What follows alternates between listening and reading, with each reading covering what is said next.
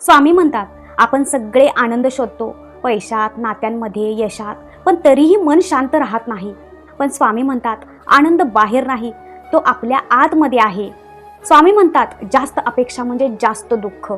आपण लोकांकडून खूप अपेक्षा ठेवतो आणि जेव्हा त्या पूर्ण होत नाही तेव्हा आपण तुटतो. अपेक्षा कमी करा, आनंद आपोआप वाढेल.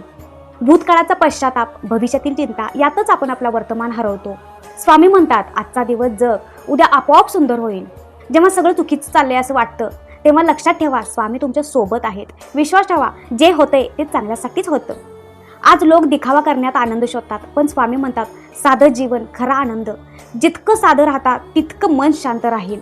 आपल्याकडे जे आहे त्याबद्दल आपण कधी धन्यवाद देतो का? तर स्वामी म्हणतात, कृतज्ञ म्हणजे आनंदाची चावी. ज्याच्याकडे जे आहे तोच खरा श्रीमंत. मित्रांनो, आनंद मिळवायचा नसतो, तो निर्माण करायचा असतो. तर स्वामींचे हे नियम तुम्ही लक्षात ठेवलात तर तुमचं आयुष्य बदलू शकतं.